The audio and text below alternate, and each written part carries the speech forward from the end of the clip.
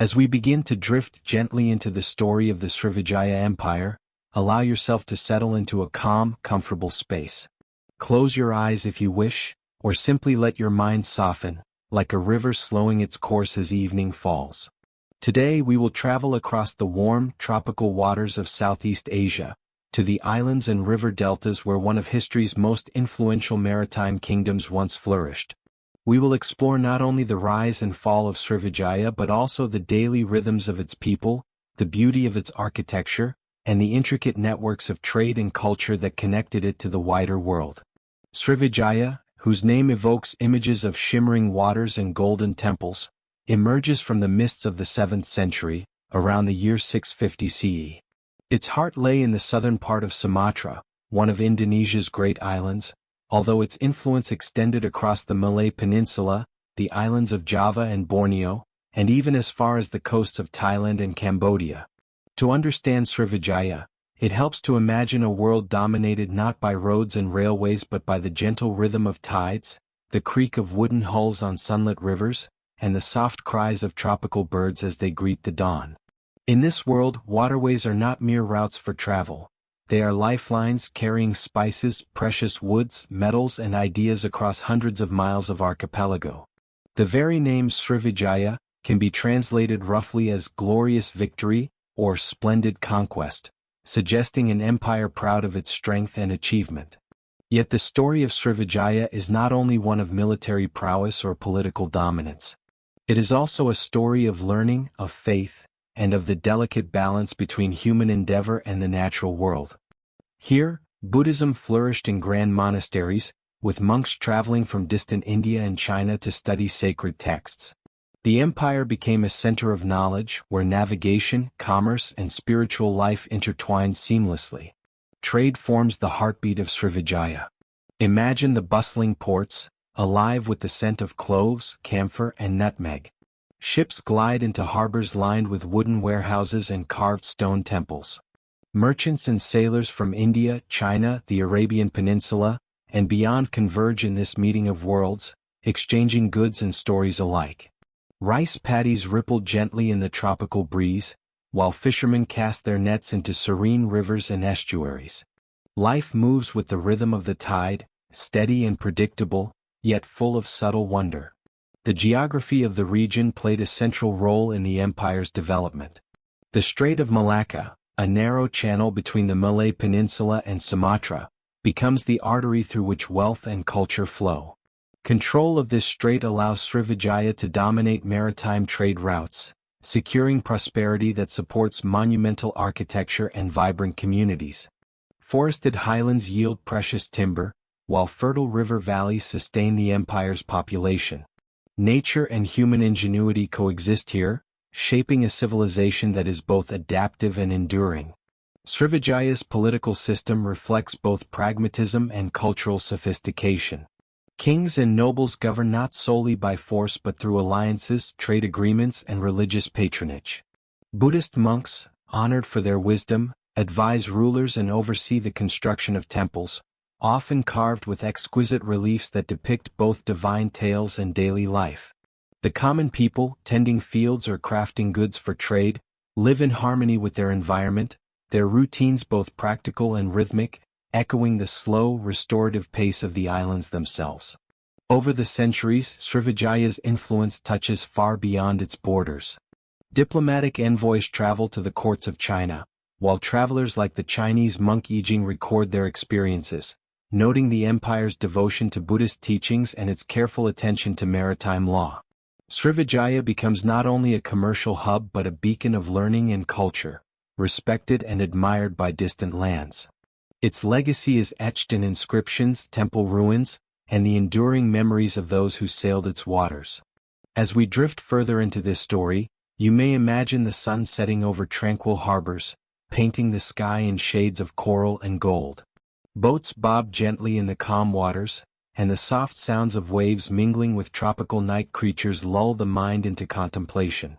Every palace, every temple, every rice field tells a story of human care, creativity, and resilience. It is in this slow, gentle observation of life that we begin to feel the rhythm of Srivijaya, a pulse that carries us backward in time while coaxing our own minds toward rest. In the chapters to follow, we will explore the empire's origins, its expansion across Southeast Asia, the complexity of its trade networks, its spiritual and cultural achievements, and the eventual decline that follows centuries of prosperity. Along the way, we will pause to reflect on daily life, the sounds, sights, and textures of this remarkable civilization. Let us begin this voyage slowly, with the serene confidence that history, like the tides, flows at its own deliberate pace, inviting us to observe, learn, and gently fall asleep. As we drift gently into the early centuries of Southeast Asia, let your mind imagine a landscape both lush and alive, where rivers wind like silver threads through dense tropical forests, and sunlight filters softly through the canopy of towering trees. Here, in the southern reaches of the island of Sumatra, a remarkable civilization begins to take shape. The story of Srivijaya begins not with kings and palaces, but with the land itself, its rivers and coastlines shaping the destiny of its people. Around the 7th century CE, small communities dot the estuaries and riverbanks, relying on the abundance of the forests, rivers, and seas. These early settlements are centered around trade routes and fertile land, where rice paddies ripple in the wind and fish thrive in the calm waters. Imagine wooden longhouses on stilts, raised above the gentle rise and fall of the tides, where families share meals of rice, coconut, and freshwater fish, and children play along the muddy banks of the rivers. Life moves slowly, harmoniously, in rhythm with the natural cycles of water and sun. These riverine communities lay the foundations of a society deeply attuned to maritime life. The rivers are more than mere waterways, they are lifelines, conduits for trade, travel, and communication. Canoes and small boats glide through the dense mangroves, carrying goods such as resin, sandalwood, camphor, and exotic spices to nearby settlements. The early leaders of these communities begin to see the potential of controlling not just land but the water itself. In these moments, we witness the seeds of Srivijaya's maritime dominance, which will grow over centuries to touch lands far beyond Sumatra's shores. The earliest inscriptions and records hint at a network of small chiefdoms united by culture and commerce rather than by force. Leaders emerge, guided by both wisdom and pragmatism, seeking alliances to protect trade routes and secure prosperity for their people. Buddhism, traveling from India through the archipelagos, begins to take root. Imagine Buddhist monks arriving by boat, their saffron robes catching the sun, bringing sacred texts and teaching meditation and philosophy. These monks are welcomed as much for their knowledge as for their spiritual guidance, and over time they become integral to the political and cultural life of Srivijaya. The natural environment shapes the identity of the empire. Dense rainforests provide timber for shipbuilding, while rivers carry the raw materials necessary for daily life and trade. Mangrove swamps act as natural harbors, sheltering vessels from the open sea. The people of Srivijaya learn to read the rhythms of the tides and winds, to navigate by the stars, and to understand the monsoon cycles that bring both bounty and challenge. This intimate knowledge of nature, combined with human ingenuity, lays the foundation for the empire's future maritime dominance. Trade, even in these early times, is the heartbeat of life. Srivijaya sits strategically near the Strait of Malacca, a narrow channel that links the Indian Ocean to the South China Sea. The strait becomes a vital artery for goods traveling across the vast expanse of Asia. Imagine junks and dhows arriving laden with silks, ceramics, and precious metals from China and India, exchanging their treasures for aromatic woods, spices, and exotic products of the archipelago. Markets along the riverbanks bustle with activity, voices mingling with the scent of spices and the sound of water lapping against wooden docks. These interactions are not merely commercial, they are cultural exchanges that shape language, art, and religion. By the 8th century, Srivijaya evolves from scattered settlements into a recognizable polity. The rulers, known as Maharajas or great kings, begin to consolidate authority, often through both diplomacy and religious patronage rather than solely military conquest. Temples and monasteries are constructed along rivers and coasts, their carved stone facades rising above the surrounding vegetation, adorned with intricate reliefs depicting Buddhist teachings and local life. These sacred spaces serve multiple purposes, centers of worship, schools of learning, and symbols of political legitimacy. In your mind, picture a temple bathed in golden light, the distant sound of chanting drifting across calm waters, and the gentle rustle of palm leaves in the tropical breeze. Cultural exchange is central to Srivijaya's early development. Scholars and travelers from India and China record their observations of these islands, noting not only the wealth and strategic importance of the settlements but also their devotion to learning and spirituality. The Chinese monk Yijing, for example, would later describe the extensive networks of Buddhist monasteries and the careful attention given to religious education. These accounts allow us to glimpse the sophistication of Srivijaya centuries ago, even as we imagine the serene life of farmers, traders, and monks living in harmony with their environment. The political landscape of the region is intricate. Neighboring polities and rival chiefdoms exert influence over smaller settlements, but Srivijaya's leaders recognize the advantage of controlling maritime routes rather than expanding solely through conquest. By asserting dominance over the Strait of Malacca and nearby waterways, the empire secures both wealth and political influence. Imagine the rhythm of life in these early years. A small fleet of swift vessels patrolling the waterways, signaling to traders and neighboring settlements that Srivijaya's reach is both protective and assertive. Power flows not from land alone but from mastery of the sea, a lesson that will define the empire for centuries. Daily life during these formative centuries is intimate and communal. Farmers work the fertile alluvial plains, planting rice in flooded paddies that shimmer under the sun. Fishermen navigate the estuaries, casting nets and returning with the morning's catch. Artisans shape clay and carve wood, producing tools, religious icons, and decorative objects for both local use and trade.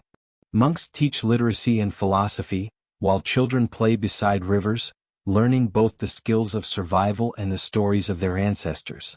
In this gentle rhythm, life is both practical and deeply connected to the spiritual world.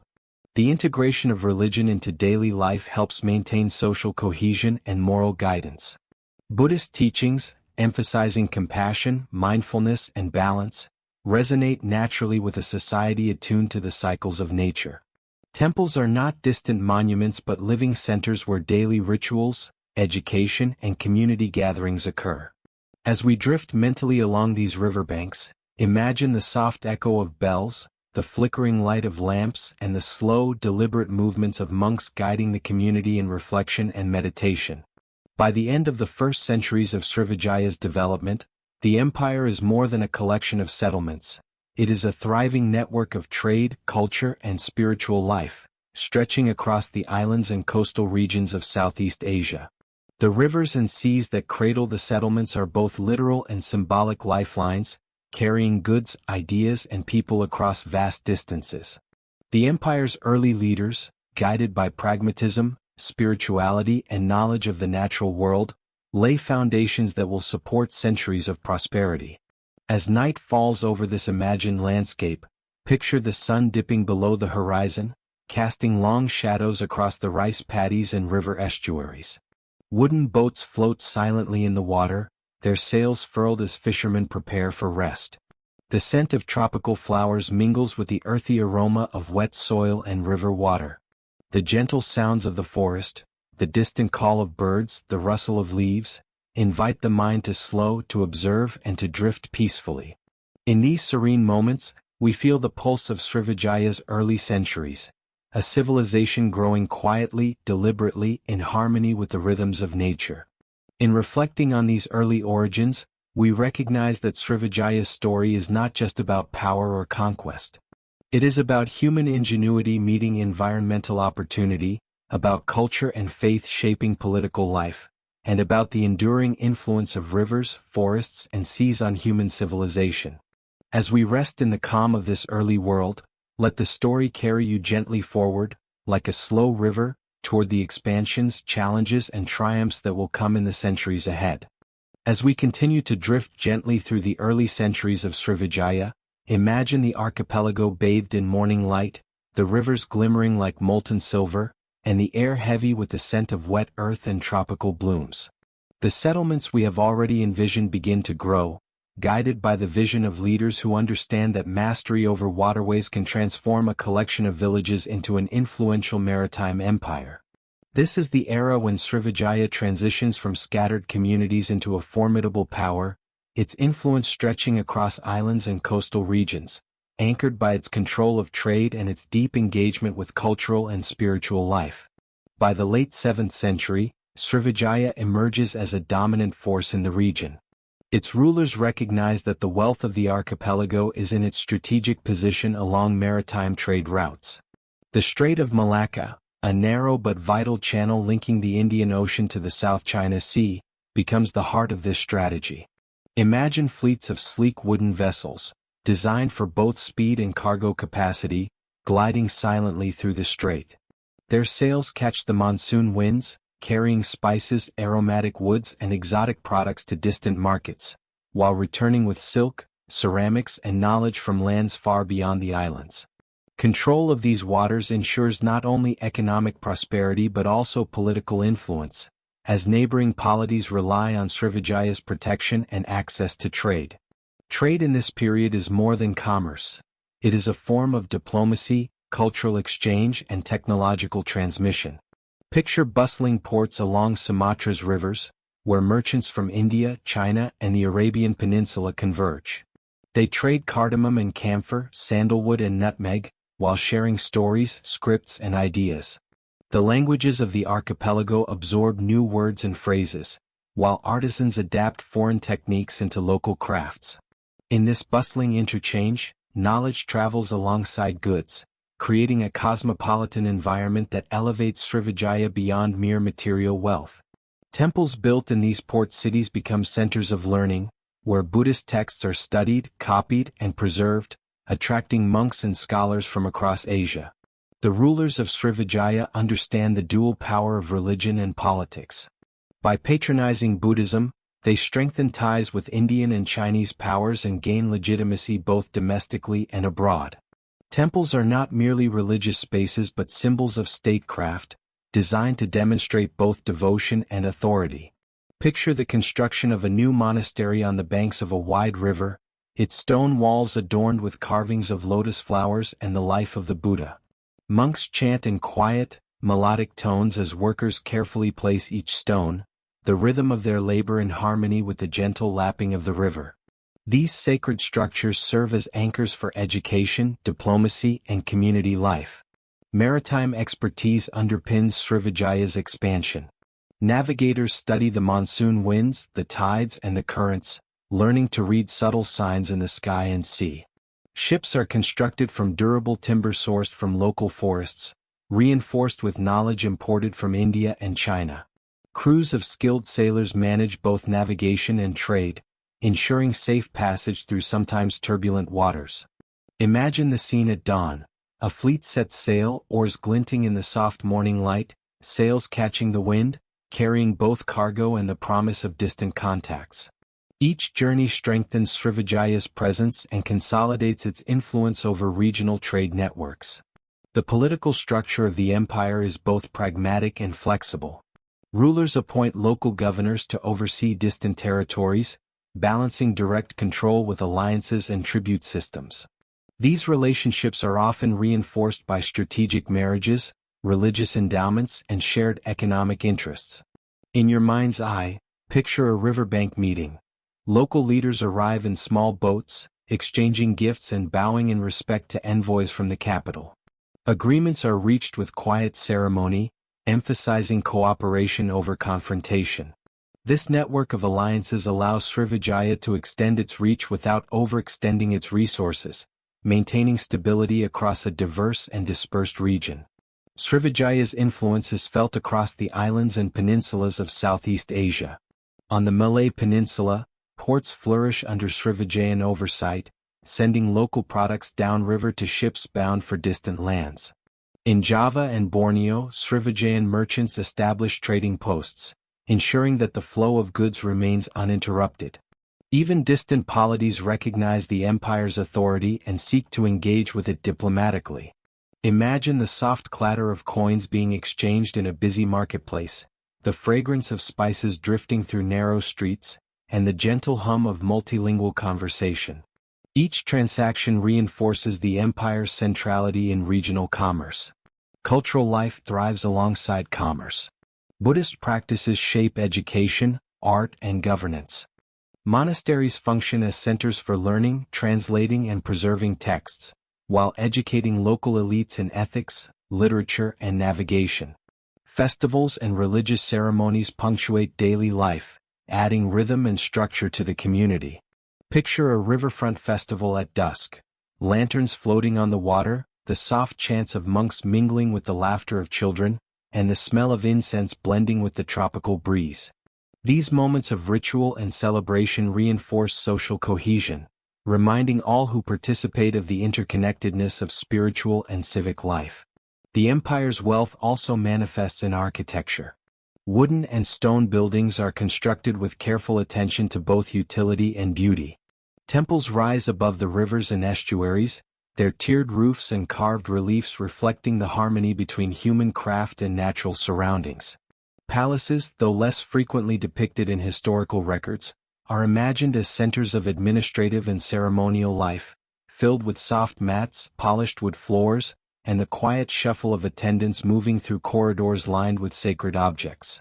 These spaces allow rulers to oversee trade, governance, and religious practice with dignity and purpose. Over time, Srivijaya's reputation reaches distant lands. Chinese envoys describe a flourishing empire, noting the discipline of its sailors, the devotion of its monks, and the efficiency of its ports. Indian merchants praise the abundance of spices and the quality of timber, while travelers marvel at the careful integration of commerce and faith. In this period, Srivijaya becomes not merely a regional power but a hub in a vast network connecting China, India, and the Middle East.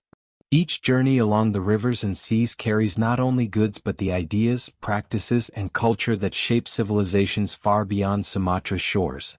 Despite its prosperity, the empire faces challenges.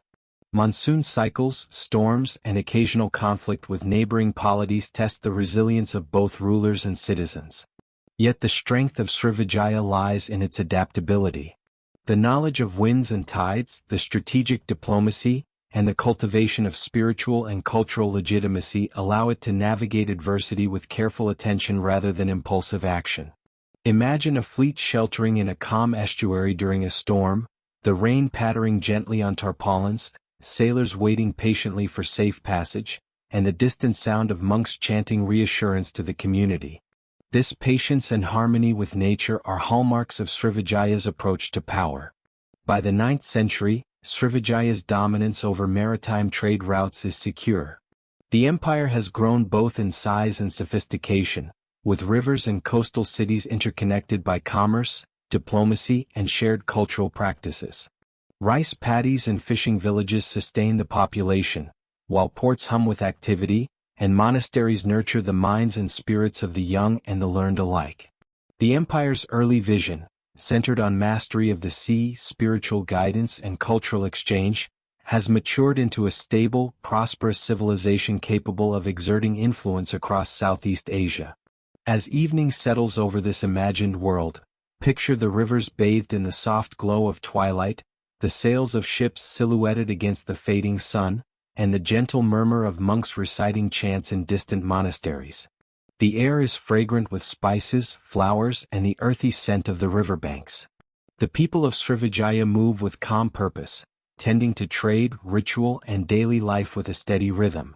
In these quiet moments, we sense the empire's growing power and the careful balance it maintains between ambition and harmony, between commerce and spirituality. Reflecting on this period, we recognize that Srivijaya's rise is a testament to the interdependence of environment, culture, and strategy. Rivers and seas shape commerce and communication, faith provides social cohesion and legitimacy, and diplomacy allows influence to spread without unnecessary conflict.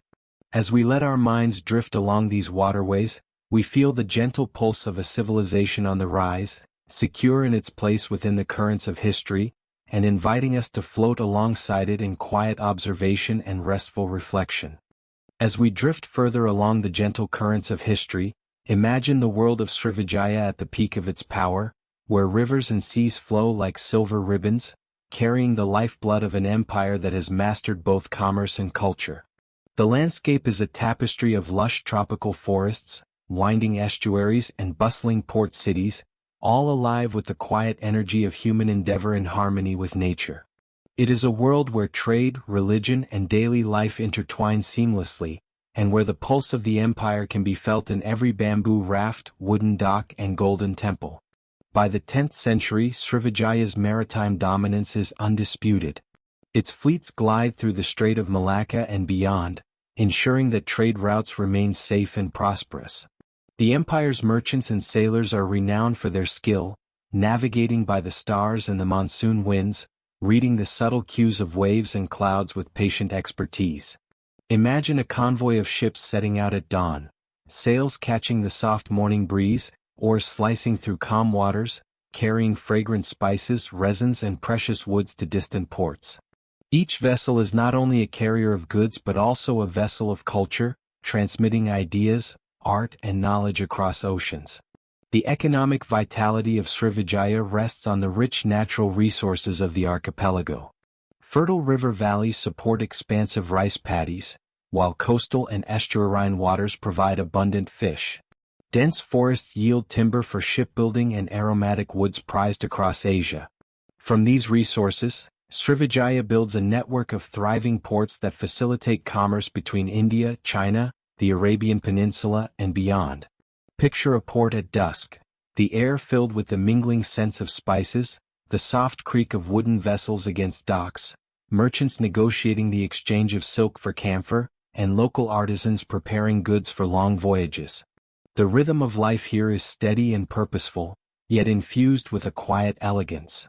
Cultural exchange flourishes alongside commerce. Srivijaya becomes a renowned center of learning, attracting scholars, monks, and travelers from distant lands.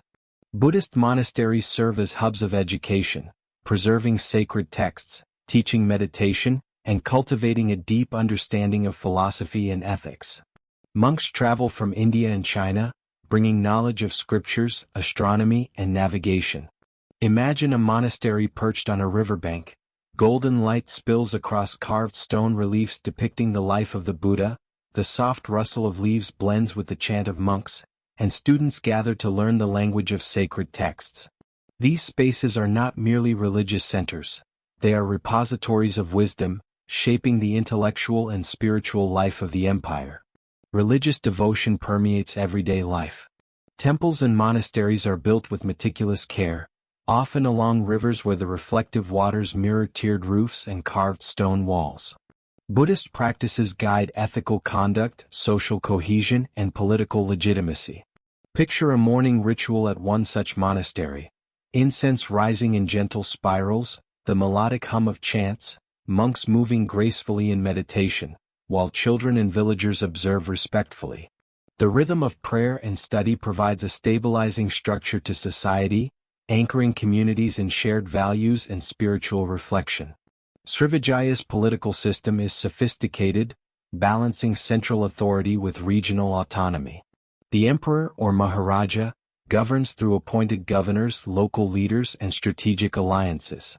Diplomatic missions are sent to China, India, and other neighboring kingdoms, establishing treaties, trade agreements, and religious exchanges. Imagine a riverbank audience. Envoys arriving by boat bearing gifts of gold, silk, and spices, rulers receiving them with calm dignity, agreements sealed with ritual and ceremony, strengthening ties across vast distances. This careful balance of governance allows Srivijaya to maintain cohesion over a sprawling maritime empire. The empire's architecture reflects both practicality and beauty. Buildings are designed to withstand the humid tropical climate, with open layouts, raised floors, and steep roofs that channel rainwater efficiently. Temples and monasteries are adorned with intricate carvings depicting both religious scenes and everyday life, illustrating the close relationship between spiritual ideals and practical existence. Picture a temple courtyard at sunrise, the first light illuminating carvings of monks, merchants, farmers, and fishermen, a soft breeze stirring the fronds of coconut palms, and the distant murmur of river water blending with the gentle footsteps of devotees. Here, architecture becomes a silent storyteller, preserving the culture and values of Srivijaya for generations.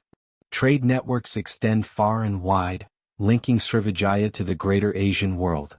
Chinese records describe fleets laden with exotic goods, Indian texts reference the rich ports and devout Buddhist communities, and Arab merchants note the abundance of spices and timber.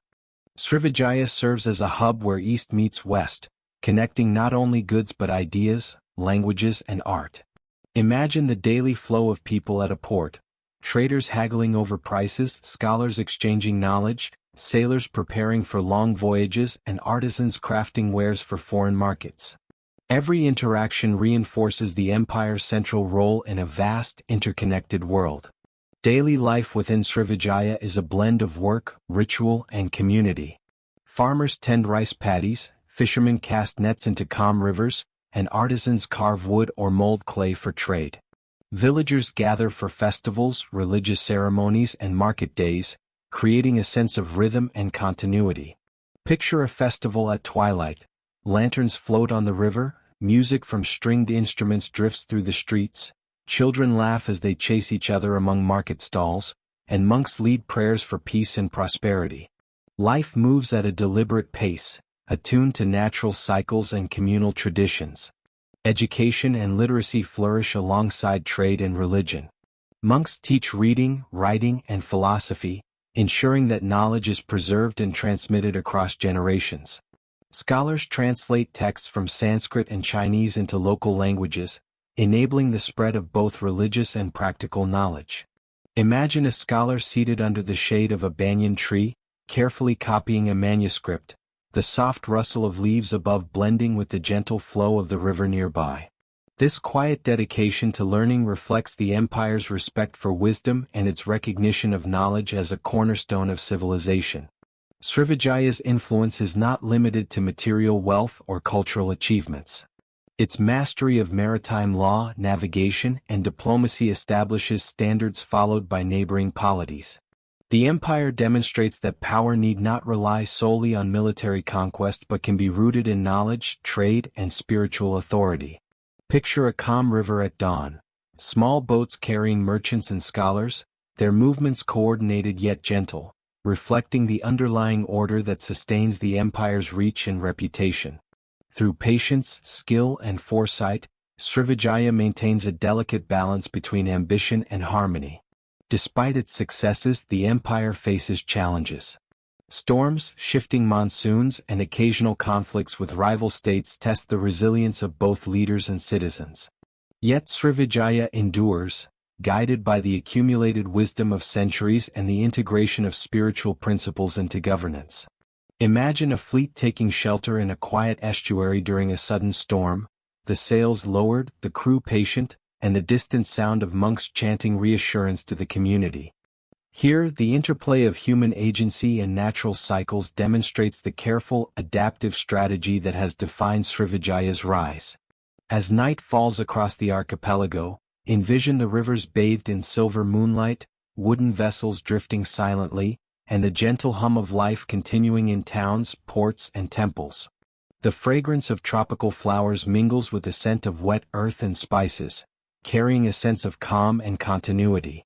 Farmers rest beside flickering lanterns, monks meditate by the rivers, and merchants tally their goods in quiet reflection.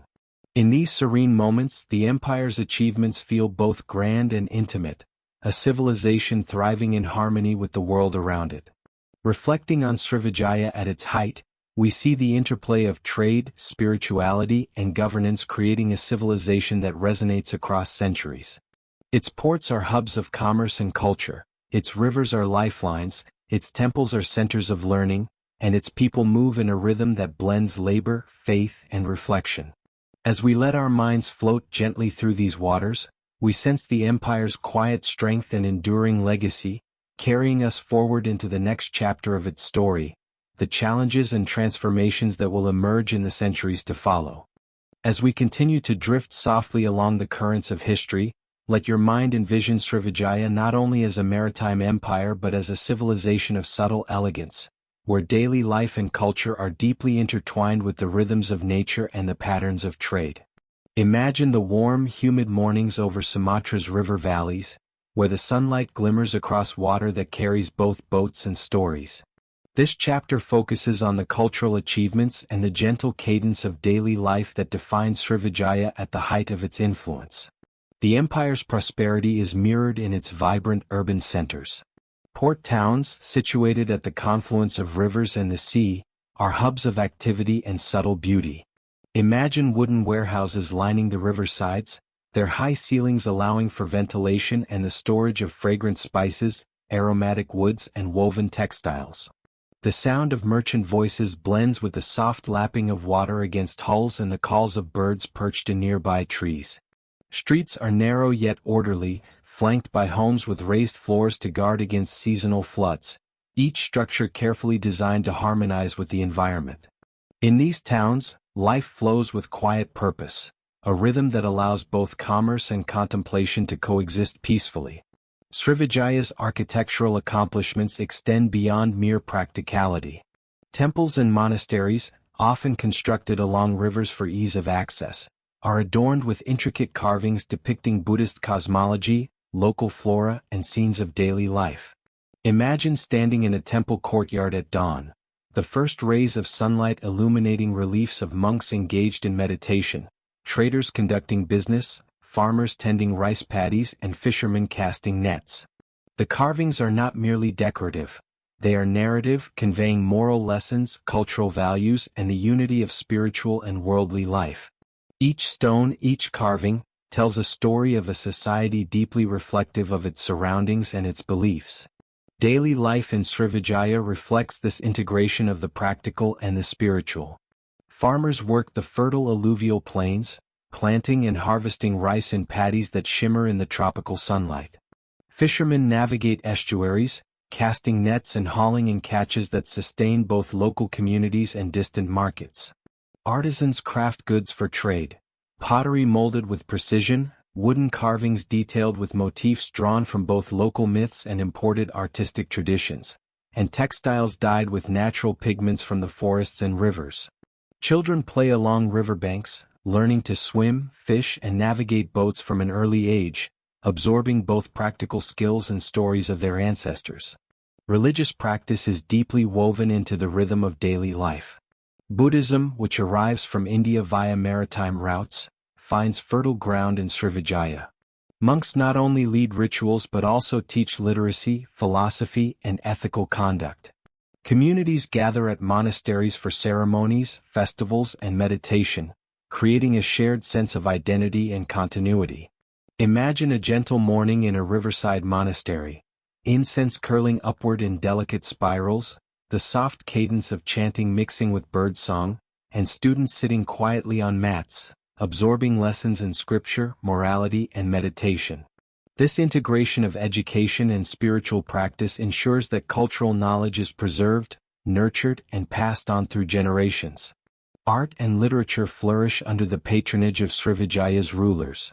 Sacred texts are copied with meticulous care, calligraphy flowing elegantly across palm leaves.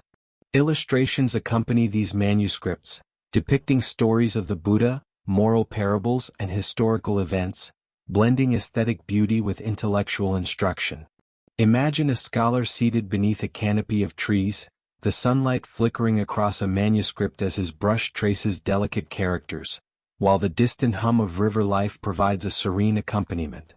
These acts of creation are quiet yet profound, shaping both individual minds and the cultural fabric of the empire. Music and performance form another layer of daily experience. Villagers and urban dwellers alike engage in rhythmic drumming, the soft strum of stringed instruments and melodic chanting. Festivals and religious ceremonies are occasions for communal celebration, marking seasonal cycles, agricultural milestones, and sacred observances. Imagine a riverside festival at twilight, lanterns floating gently on the water, the fragrance of incense and tropical flowers blending in the evening air, the soft murmur of conversation mingling with music, and children laughing as they weave among market stalls. Through these celebrations, the community reinforces its values, strengthens social bonds, and aligns itself with both the natural and spiritual rhythms of life. Srivijaya's cultural sophistication extends to its cuisine, which reflects both local abundance and the cosmopolitan influence of trade. Rice, coconuts, fish, and tropical fruits form the staple diet, while imported spices such as cloves and nutmeg enhance both flavor and prestige. Imagine a quiet family meal in a riverside home: rice steaming in woven baskets, fish freshly caught from the estuary, aromatic herbs and spices adding depth, and the soft chatter of family members blending with the distant sounds of water and wildlife. Meals are both sustenance and ritual, fostering connection among family members and community. The empire also demonstrates an extraordinary understanding of navigation and maritime technology. Boats range from small canoes for river travel to large junks capable of long ocean voyages. Skilled sailors read the stars, tides, and winds, guiding ships safely through both familiar and distant waters. This mastery of the seas enables Srivijaya to maintain extensive trade networks, exert political influence, and connect disparate communities. Imagine the quiet tension of a voyage at dawn: the gentle swell of waves, sails catching the morning breeze, the rhythmic dip of oars, and the crew moving with practiced precision. Each journey carries goods, ideas, and the very culture of Srivijaya across hundreds of miles of ocean. Education and literacy are further markers of cultural achievement. Monks and scholars teach not only religious doctrine but also mathematics, astronomy, and navigation. Knowledge is meticulously recorded, transmitted, and preserved, ensuring continuity across generations. Picture a scholar consulting charts by lantern light, plotting a course for an upcoming voyage while reciting passages from sacred texts, the quiet night around him echoing with the distant calls of nocturnal birds and the soft lapping of water. Such attention to detail and integration of knowledge sustains both the practical and spiritual life of the empire. Despite the apparent serenity, Srivijaya's society is also marked by careful diplomacy and governance. The emperor exercises authority with a combination of strategic oversight, religious legitimacy, and attention to local autonomy. Governors and local leaders maintain order in outlying regions, coordinating trade, collecting tribute, and ensuring adherence to cultural norms. Envoys travel to distant courts, reinforcing alliances and exchanging gifts, while merchants and religious figures circulate knowledge, goods, and customs across vast distances. Imagine a riverbank audience: boats arriving with dignitaries, ceremonial offerings exchanged, and agreements sealed with quiet ritual, reinforcing bonds across both land and sea. As night falls over Srivijaya, picture the rivers reflecting moonlight, lanterns glowing softly on boats and along docks, and the gentle hum of life continuing in harmony with the environment. Monks meditate under starlit skies, families rest in their stilted homes, and merchants tally goods in peaceful quiet. The fragrant air carries scents of flowers, wet earth, and spices, mingling with the soft sound of water and distant wildlife. In this calm, reflective moment, we sense the enduring rhythm of Srivijaya, a civilization where daily life, trade, and spirituality are inextricably linked, each element reinforcing the others in a delicate balance of harmony and purpose. Reflecting on this period of cultural flourishing, we see that Srivijaya is more than a maritime power. It is a society that values learning, art, religion, and the careful orchestration of daily life. Its cities are centers of trade and scholarship, its rivers are lifelines, its temples are repositories of wisdom, and its people move with a gentle but purposeful rhythm attuned to both nature and culture. As we drift mentally through these vibrant towns, serene temples, and quiet riverbanks, we carry with us the sense of a civilization in balance, inviting both historical reflection and the gentle descent into restful sleep. As we drift along the gentle currents of history, imagine Srivijaya not only as a center of culture and trade but as a political force whose influence stretches across the islands of Southeast Asia. Its rivers and ports are veins of power, carrying goods, messages, and diplomacy that knit together a vast maritime realm. In this chapter, we explore the empire's political structures, its diplomatic networks, and the ways in which it exercised influence over neighboring polities, shaping the course of regional history for centuries to come. Srivijaya's rulers are both pragmatic and strategic, understanding that true power lies not only in military might but in the careful orchestration of alliances, commerce, and religious legitimacy. The emperor or Maharaja resides in the heart of the empire, overseeing both the flow of goods and the administration of distant territories. Imagine a palace nestled along a riverbank, its tiered wooden structures reflecting the gentle sunlight, courtyards filled with scholars, merchants, and envoys, each moving with purpose yet in harmonious rhythm. Decisions are guided by counsel, ritual, and an awareness of the delicate balance between ambition and stability. Governance in Srivijaya relies on a network of appointed governors and local leaders, each responsible for maintaining order, collecting tribute, and ensuring the smooth operation of trade networks. These local authorities enjoy a degree of autonomy, yet remain closely linked to the central administration through ceremonial obligations, shared religious practice, and commercial agreements. Imagine a governor's hall along a river, boats arriving with reports and gifts, officials discussing taxation and trade, and monks offering spiritual guidance, all contributing to a system that balances central authority with regional flexibility. Diplomacy is a cornerstone of Srivijaya's political strategy. Envoys travel to neighboring kingdoms, carrying gifts, letters, and symbolic offerings that affirm alliances and respect. Trade itself becomes a diplomatic tool, fostering interdependence and stability. Picture a riverbank audience. Envoys from distant lands stepping onto wooden docks, the scent of incense mingling with the aroma of spices, local leaders greeting them with bows and respectful words. Agreements are formalized through ritual, ceremony, and the exchange of symbolic items, creating bonds that are both practical and symbolic. Srivijaya's influence extends across the islands and peninsulas of Southeast Asia. On the Malay Peninsula, local rulers recognize the empire's authority in exchange for protection, trade opportunities, and access to Buddhist learning. In Java and Borneo, Srivijayan merchants and officials maintain trading posts and strategic outposts, ensuring that goods and ideas continue to flow across the archipelago. Even distant polities in Thailand, Cambodia, and the Philippines interact with Srivijaya, acknowledging its preeminent role in regional commerce and diplomacy. Imagine a map of the region, rivers and seas connecting towns, ports, and islands, each interaction reinforcing the empire's expansive reach. Trade, of course, underpins political power. Control of the Strait of Malacca allows Srivijaya to monitor and influence maritime traffic, ensuring that wealth flows through its ports. Spices, sandalwood, camphor, and other valuable commodities move efficiently from production centers to markets across Asia. Imagine a port at sunrise, longboats unloading fragrant spices, larger vessels preparing for distant voyages, merchants tallying goods and recording transactions, and scribes noting every detail with care.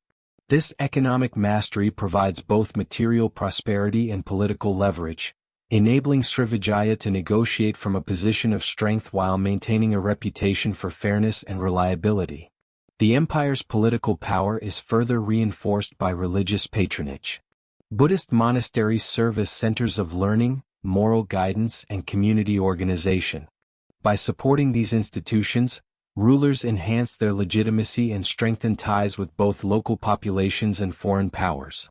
Picture a monastery at dawn, monks in saffron robes moving gracefully through courtyards, the soft murmur of chants mixing with the distant lap of river water, and students absorbed in reading sacred texts.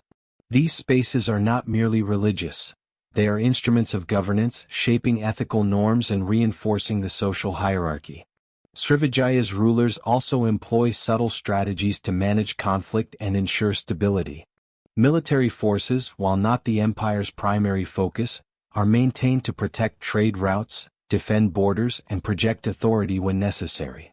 Coastal watchtowers and river patrols ensure the safety of ships, while fleets can respond quickly to disturbances or rival challenges. Imagine a calm morning along the strait, small patrol vessels gliding through misty waters, sentries scanning the horizon, and the quiet efficiency of a system designed to prevent disruption rather than provoke confrontation. This measured approach allows the empire to maintain control without excessive expenditure or conflict. Alliances and tributary relationships form another layer of political influence. Neighboring polities often acknowledge Srivijaya's authority in exchange for trade privileges, religious support and protection against rivals. Tribute missions, involving the exchange of exotic goods, ceremonial gifts and scholarly texts, reinforce these bonds. Picture a delegation arriving by boat from a distant island. Gifts carefully wrapped, scholars and monks accompanying envoys, local officials receiving them with calm dignity, and agreements sealed with ritual that signals both respect and interdependence. These interactions demonstrate Srivijaya's ability to wield soft power as effectively as any military force.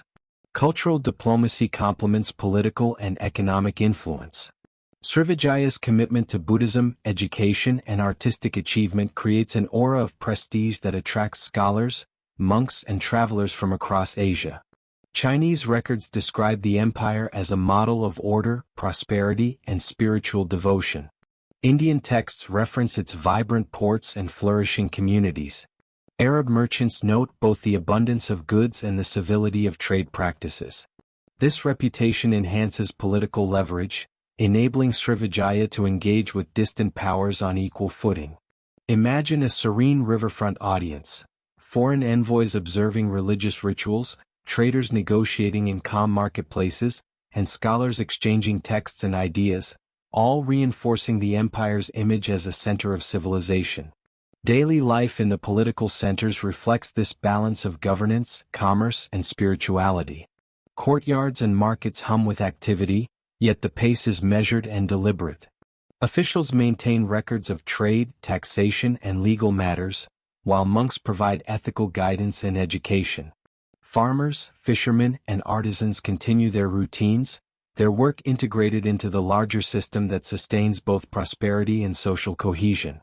Picture a mid-morning scene: merchants tallying goods in wooden warehouses, scribes copying records by candlelight, children playing quietly along the riverbank, and monks overseeing both learning and ritual, all moving together in a rhythm of life shaped by both natural cycles and human organization.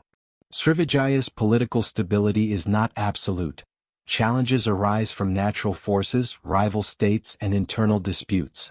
Monsoon storms, shifting river courses, and occasional uprisings test the empire's resilience. Yet the integration of diplomacy, trade, religious authority, and maritime expertise allows Srivijaya to respond with foresight and patience. Imagine a fleet taking shelter in a calm estuary during a storm, crews working in coordinated silence, while distant monasteries echo with chants offering protection and blessing. This harmony between human endeavor and the natural world reinforces the empire's longevity. By the 12th century, Srivijaya's political influence is felt across Southeast Asia. Its ports, fleets, and networks of tribute and alliance enable it to shape regional dynamics with subtlety and effectiveness. Neighboring states respect its authority, not only because of military capability but because of the empire's ability to integrate commerce, religion, and governance into a coherent and respected system. Rivers, ports, and trade routes remain the lifeblood of power, as essential to political dominance as armies or fortresses. As night falls over the archipelago, imagine the soft glow of lanterns along the rivers, the gentle movement of boats, and the quiet hum of towns and temples. Monks meditate under starlit skies, officials review records with calm diligence, merchants tally goods in gentle silence, and families rest after the day's labor. The fragrant air carries the scent of tropical flowers, spices, and wet earth, blending with the soft sounds of water and distant wildlife. In these quiet moments, the political sophistication of Srivijaya feels both grand and intimate, a civilization whose influence flows gently yet inexorably across seas, rivers, and cultures. Reflecting on this period, we recognize that Srivijaya's power is multidimensional. Its influence rests not only on wealth and trade but on diplomacy, religion, education, and the careful orchestration of daily life. Rivers, seas, and ports are not simply physical features but instruments of governance and connectivity. Temples and monasteries serve as anchors of legitimacy. Trade routes transmit both goods and culture. In this serene contemplation, we sense the subtle genius of an empire whose political power is as fluid and enduring as the waters upon which it thrives. As we drift gently into the later centuries of Srivijaya's history, imagine the once brilliant archipelago now shadowed by change. The rivers still shimmer under sunlight, and the dense tropical forests continue to sway with the wind, but the empire faces new challenges that test the wisdom and resilience of its rulers.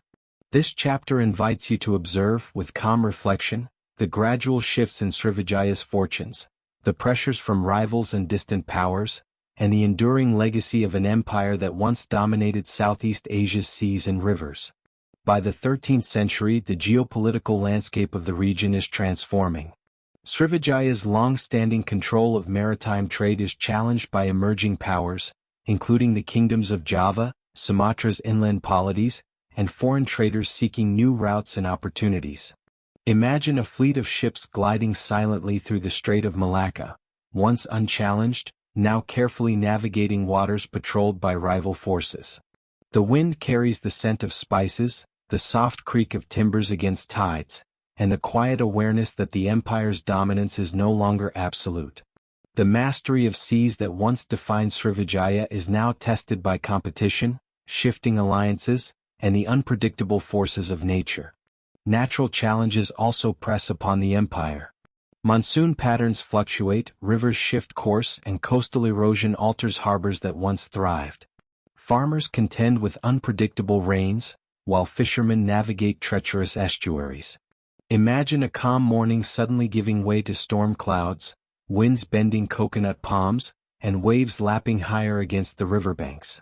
The people of Srivijaya, trained over centuries to live in harmony with the natural world, adapt patiently, yet these environmental pressures add to the strains of political and economic competition. Internal pressures emerge alongside external and environmental challenges. Maintaining cohesion over a vast maritime realm requires careful diplomacy, trade oversight, and loyalty from distant governors. At times, local leaders assert more autonomy than rulers desire, while disputes over trade privileges or religious authority occasionally arise. Picture a council hall along a major river. Envoys and governors meeting to discuss tribute, trade, and ritual obligations, voices calm yet deliberate, decisions made with an awareness of the delicate balance between central authority and local autonomy.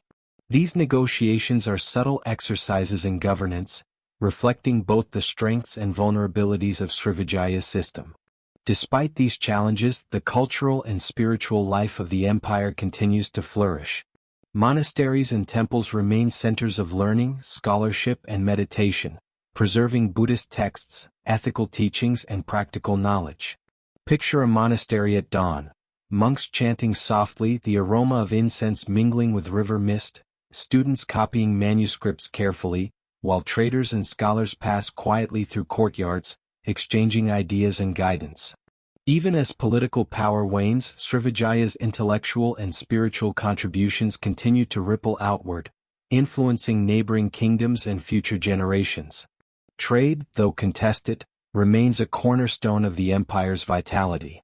Ports still hum with activity, markets offer spices, resins, and timber, and fleets traverse familiar routes with cautious skill. Yet competition from emerging Javanese and Malay polities means that Srivijaya must adapt, negotiating access to new markets, forming strategic alliances, and maintaining diplomatic contacts with distant powers like China and India. Imagine a merchant overseeing goods being loaded onto a sturdy junk. Silk and ceramics from the north, aromatic woods from Sumatra, spices from islands beyond, all meticulously arranged for transport. This careful attention to commerce demonstrates the resilience and adaptability of an empire striving to preserve its prominence. Foreign influence, both constructive and disruptive, shapes the empire's trajectory. Chinese records detail envoys, trade missions, and religious exchanges, reflecting both respect and scrutiny from afar. Indian traders and Buddhist scholars continue to visit, offering texts, rituals, and learning. Meanwhile, occasional conflicts with rival polities, including Javanese kingdoms and emerging maritime powers in the Malay Peninsula, challenge Srivijaya's long-held dominance. Picture a riverbank harbor where traders from multiple kingdoms negotiate transactions, the soft clang of goods being weighed and counted, and the quiet diplomacy that underpins each exchange. These interactions exemplify the balance of commerce, culture, and political acumen that Srivijaya employs to maintain its presence. As the centuries progress, the empire gradually contracts.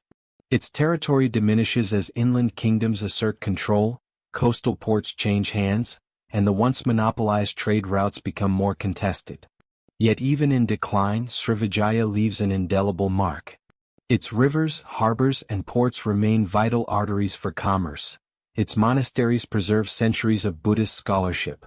Its maritime knowledge informs generations of sailors and navigators, and its culture, art, and architecture inspire neighboring civilizations. Imagine wandering along a river lined with elegant temples and quiet docks. The water reflects tiered roofs, stone carvings glimmer in the sunlight, and the hum of daily life continues, embodying continuity amid change. The legacy of Srivijaya is particularly evident in its cultural diffusion. Buddhist teachings and monastic practices spread across Southeast Asia, influencing kingdoms in Thailand, Cambodia, Java, and the Philippines. Scholars and monks trained in Srivijaya traveled to distant lands, establishing centers of learning and contributing to the spiritual and intellectual life of new societies. Picture a quiet monastery in Java centuries later, where students study texts originally copied and preserved along Sumatra's rivers, the gentle rhythm of chanting connecting past and present in a seamless continuum. Srivijaya's influence, though no longer political, continues to shape regional culture, religion, and education. Art and architecture remain powerful symbols of Srivijaya's enduring legacy. Temples built of stone and timber survive as reminders of a civilization that harmonized human creativity with the natural world. Carvings depict both sacred narratives and daily life, connecting spiritual principles to ordinary experiences. Imagine standing before an ancient temple, reliefs of monks meditating, fishermen casting nets, farmers tending fields, and traders negotiating at the riverbank, all etched with care and reverence. These enduring works communicate not only the aesthetic sophistication of Srivijaya but also its understanding of the interconnectedness of commerce, faith, and daily life. Even as Srivijaya's political control fades, its mastery of maritime navigation continues to inspire. Knowledge of monsoon winds, tides, river currents, and celestial navigation is passed down to successive generations, enabling emerging maritime powers to thrive and maintain trade networks across Southeast Asia. Imagine a small schooner setting sail at dawn. The captain reads the stars and wind patterns, recalling lessons taught generations earlier along Sumatra's riverbanks, while the crew moves with quiet efficiency. In this way, Srivijaya's expertise flows beyond its territorial boundaries, embedding itself in the practical and cultural consciousness of the region. Reflecting on the twilight of Srivijaya, one realizes that decline is not merely a story of loss but a testament to resilience, adaptability, and enduring influence. Rivers and forests continue to support life, trade continues to connect distant lands, temples preserve wisdom, and cultural practices resonate across generations. Imagine a peaceful evening, lanterns floating gently on rivers, monks chanting softly in distant monasteries, fishermen preparing for the night, and scholars poring over manuscripts. The empire may no longer control all it once did, yet its presence endures in knowledge, culture, and memory. As night falls over the archipelago, the rivers glimmer under moonlight, the forest hums with nocturnal life, and the scent of tropical blooms mingles with river mist. The quiet rhythm of daily life continues along the water's edge. Families rest in their stilted homes, monks meditate under starlit skies, merchants prepare ledgers for the morning, and sailors dream of distant horizons. In this calm and reflective moment, we sense the full arc of Srivijaya's story, from modest settlements to maritime supremacy, from cultural flourishing to measured decline, an empire whose legacy is both tangible and timeless. In contemplating Srivijaya's journey, we recognize the intricate interplay of geography, commerce, diplomacy, religion, and culture. Rivers are both literal and symbolic lifelines. Trade routes transmit wealth, ideas, and innovation. Political structures balance authority with local autonomy, and spiritual and cultural practices ensure continuity across generations.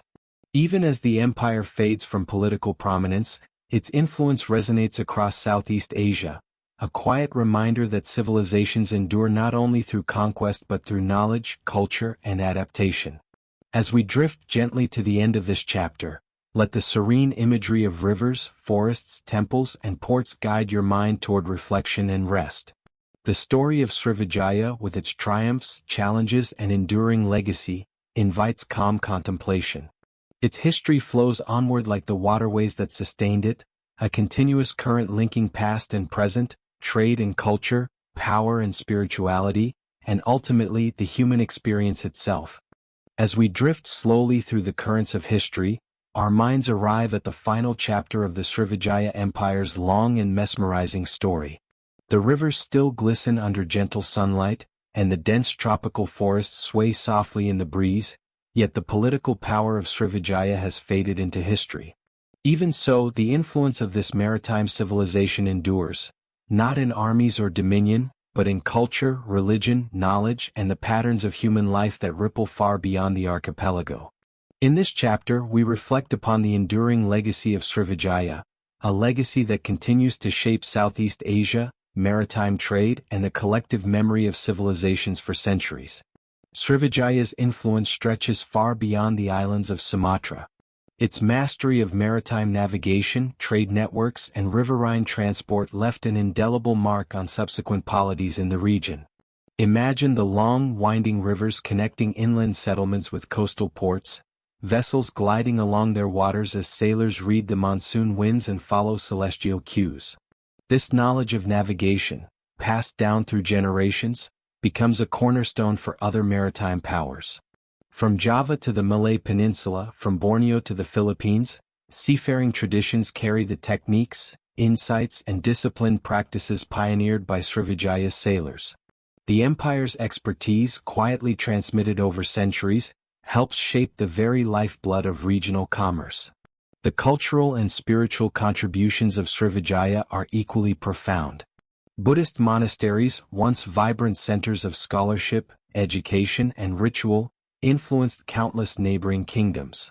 Monks trained in Srivijaya's monasteries traveled extensively, carrying sacred texts, philosophical treatises, and practical knowledge of administration, trade, and navigation.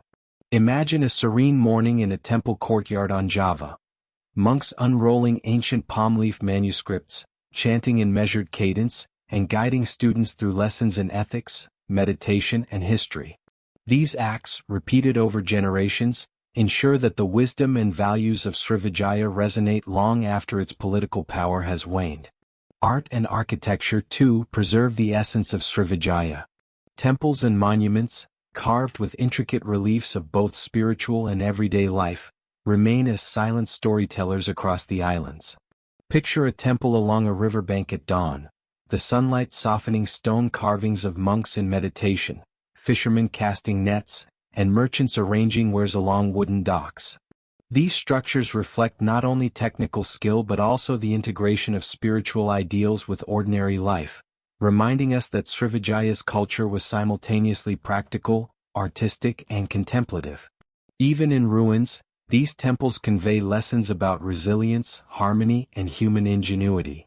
The trade networks established by Srivijaya continue to shape regional economics long after the empire's decline. Spices, resins, timber, and textiles move through the same channels, linking islands and peninsulas in patterns established centuries earlier. Imagine a bustling port in the 12th century, long after Srivijaya's political dominance, with merchants exchanging goods and ideas, sailors navigating familiar currents, and communities thriving along rivers and estuaries. These enduring networks demonstrate that the empire's influence was not fleeting. It was embedded in the practical infrastructure, knowledge, and habits of trade that connect people across vast distances. Education and scholarship remain central to Srivijaya's legacy. Monks and scholars who trained under its guidance continue to instruct students across Southeast Asia, preserving sacred texts and secular knowledge alike. Buddhist philosophy, ethical teachings, and meditative practices diffuse through neighboring kingdoms, shaping governance, cultural norms, and intellectual pursuits. Picture a quiet scholar's study, sunlight filtering through woven bamboo screens, the faint scent of ink and palm leaves, and the soft scratching of a brush as knowledge is carefully copied and transmitted. In this way, Srivijaya's intellectual contributions outlast political authority, subtly guiding generations of thinkers and leaders. Srivijaya's reputation endures in historical records as well. Chinese dynastic histories, Indian chronicles, and Arab travelers' accounts recount the empire's wealth, maritime mastery, and cultural sophistication. Imagine a scroll carefully unrolled in a distant palace. Inked characters describing fleets gliding along rivers, temples rising above estuaries, monks engaged in study and ritual, and merchants exchanging exotic goods. These records, precise yet imbued with admiration, preserve a vision of Srivijaya as a civilization that combined economic acumen, spiritual depth, and diplomatic skill, a model for harmony between human ambition and natural order. The political lessons of Srivijaya remain relevant. Its balance of central authority and regional autonomy, its integration of commerce and diplomacy, and its use of religion to reinforce legitimacy provide insights into governance that resonate beyond its era. Imagine a council in a neighboring kingdom, adopting similar practices. Governors entrusted with local responsibility, tribute systems that facilitate cooperation rather than coercion, trade networks that bind distant communities, and religious patronage that reinforces ethical and social cohesion. These subtle strategies illustrate how an empire can exert influence without relying solely on force, leaving behind principles that endure in human experience. Even as Srivijaya fades from the map, its maritime heritage continues to inform the lives of seafarers and traders. Knowledge of monsoon winds, tidal patterns, and celestial navigation, honed over centuries, becomes part of the practical wisdom of regional communities. Picture a small vessel at dawn, sails catching the soft morning breeze, the captain reading the subtle signs of clouds and stars, guiding the crew along a familiar yet ever-changing route. Each journey carries echoes of Srivijaya's methods, ensuring that the empire's influence persists in the rhythms of daily life long after political structures have disappeared. The intangible aspects of Srivijaya's legacy, its cultural memory, ethical frameworks, and symbolic imagery, also endure. Folk tales, legends, and oral histories recount the grandeur of temples, the skill of merchants and sailors, and the wisdom of rulers who guided their people with patience and foresight. Imagine an elder sitting beside a quiet river at sunset, recounting tales of fleets that once ruled the Strait of Malacca, of temples that shimmered with gold and incense, and of monks who preserved knowledge through meticulous study. These stories transmit values and collective memory, bridging centuries and connecting past with present.